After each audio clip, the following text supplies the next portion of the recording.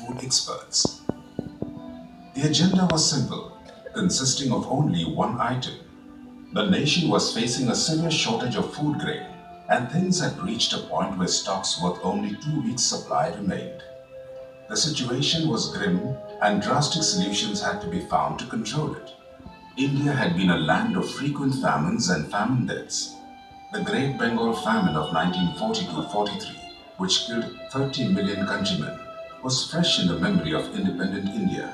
Hence, a group of Indian scientists at Pusa Institute, led by its then director, Dr. B.P. Pal, were frantically searching for alternative varieties that would possess the ability to provide a high yield under an improved agronomy. One of the young scientists in his team, M.S Swaminathan, had gained some experience of developing the hybrid Indo-Japonica varieties of rice at the Central Rice Research Institute, Cuttack. Dr. Pal asked him to apply his knowledge towards finding an alternative variety of wheat.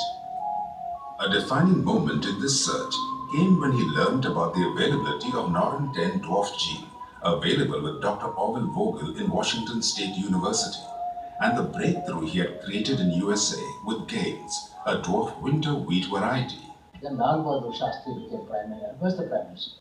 So he said, he telephoned Director Paul and said, I want to come and see the dwarf wheats. So he came, and I took him round the field. And there's a beautiful photograph where I looked very tall. And then he said, what is coming in the way? We must import some quantities of seeds because people are clamoring for seed. So he approved 18,000 tons of import from free foreign exchange. In 1971, the production had achieved 250% growth and the productivity had soared 66% higher.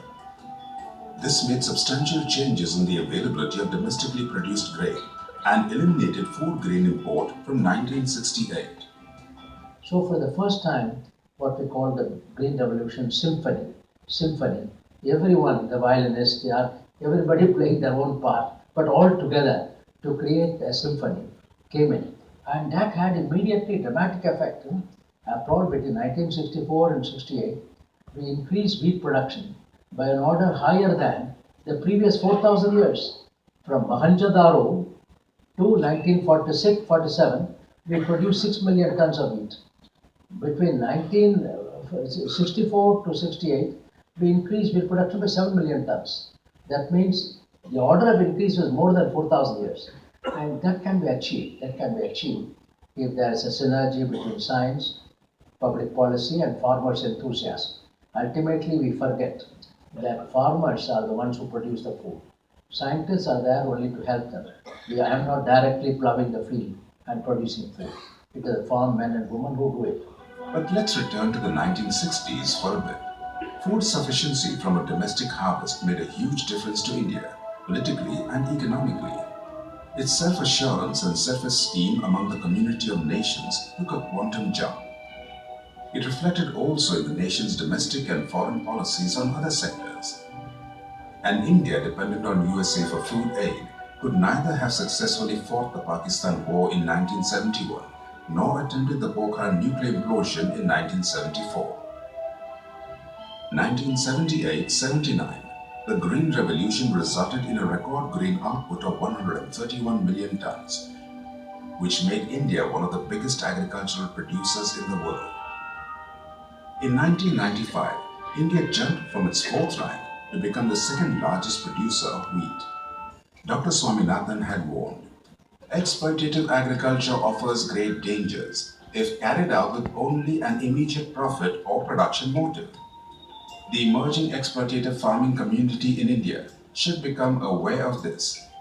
Intensive cultivation of land without conservation of soil fertility and soil structure would lead ultimately to springing up of deserts. Irrigation without arrangements for drainage would result in soil getting alkaline or saline. Indiscriminate use of pesticides, fungicides, and herbicides would cause adverse changes in biological balance as well as lead to an increase in cancer and other diseases through the toxic residues present in grains or other edible parts. Dr. Swaminathan terms this agricultural pathway as the evergreen revolution. But a revolution has to be nurtured, with the life-giving support of the right policies as well as decent infrastructure. Even as the descendants of the original experimenter from the Jaunty village toil in their field, the adjoining field witnesses its crop rotting away for lack of infrastructural and policy support, driving home a disturbing irony. Agriculture goes wrong in India. Nothing else will have a chance to go right.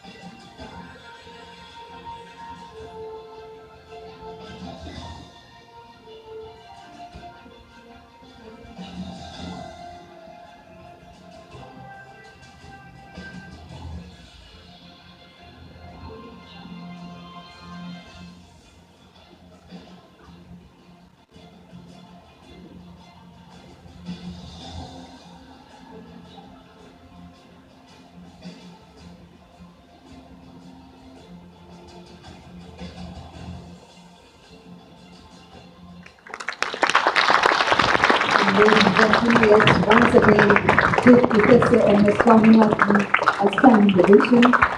Join our